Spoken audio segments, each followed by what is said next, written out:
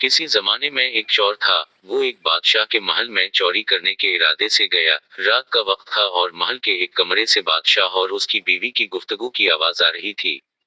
वो खड़े होकर सुनने लगा, अगरचा ऐसा सुनना गलत है, नाजायज है, चोरी है, लेकिन चोर तो चोरी ही करने आया था, दवा से सुनने में क्या चीज माना होती। आखिर वो चोर ही तो था। उस चोर ने सुना कि बादशाह अपनी बीवी से कह रहा है कि मैं अपनी बेटी की शादी ऐसे आदमी से करूंगा जो नहायत मुत्की व परहेजगार हो, बहुत अल्लाह वाला हो। जब चोर ये बात सुन रहा था तो उसके दिल में ख्याल आया कि क्यों न मैं कुछ ऐसा बनकर दिखाऊं कि बादशाह मेरे ही साथ शहजादी की शादी कर दे। दिल में एक हर्ष पैदा हो गई। अब वो चोरी करना तो भूल गया, लेकिन धोखा देने पर उतर आया और घर जाकर बहुत देर तक सोचने लगा कि किस तरह मैं उस बात में कामयाब हो सकता हूँ।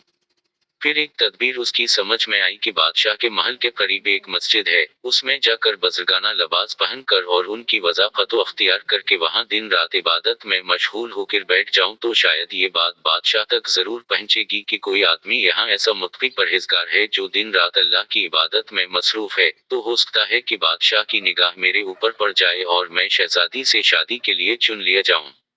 ये उस चोर का एक नहायत हकीर और ज़लील दुनियावी मकसद था, जिसके लिए उसने ये इरादा किया।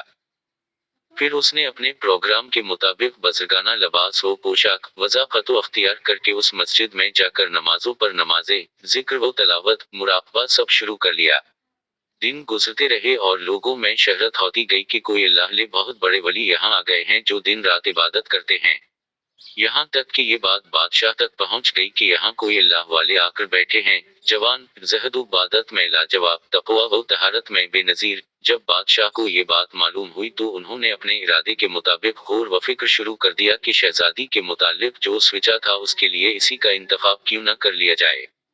बादशाह ने उस सिलसिले में गुफ्तगू के लिए अपने वजीर को भेजा। वजीर उस शख्स के पास मस्जिद पहुंचा और बादब होकर उससे कहा कि मैं आपकी खिदमत आलिया में बादशाह की तरफ से एक पैगाम लेकर आया हूँ। उसने पूछा कि क्या पैगाम है।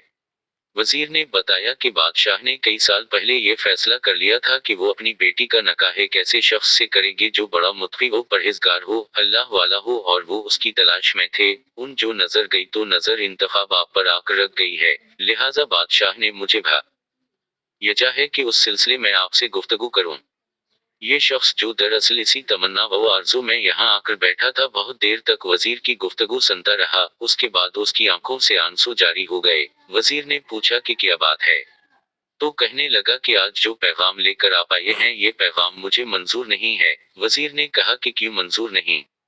उस शख्स ने कहा कि देखे, मैं साफ साफ बात आपको बताता हूँ कि मैं असल में एक चोर था और एक मुर्तबा बादशाह के महल में चोरी के इरादे से गया था। फिर जो कुछ भी हवा उसको सुनाया और उसके बाद उस चोर ने कहा कि मैंने तो ये वज़ाफ़त इसी हर्ज की वजह से अख्तियार की थी, लेकिन मैं यहाँ आकर बैठा तो मेरे खुदा ने मुझे अपना बना लिया। अब बस उसके बाद मुझे और किसी की जरूरत नहीं, मेरे लिए मेरा खुदा काफी है।